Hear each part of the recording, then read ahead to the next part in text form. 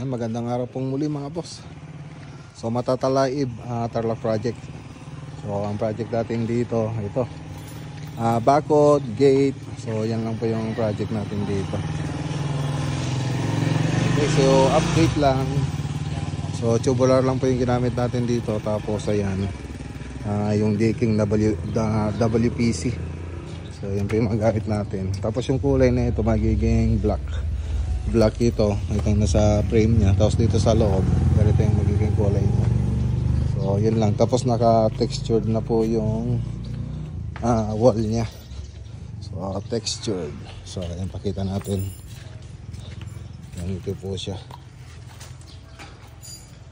Okay, so simple lang po yung ginawa natin dyan. Tingnan natin doon sa kabila. Yan, hanggang dito po siya yung binukuran natin. Tapos nalinisan na rin dito. Ayan, no?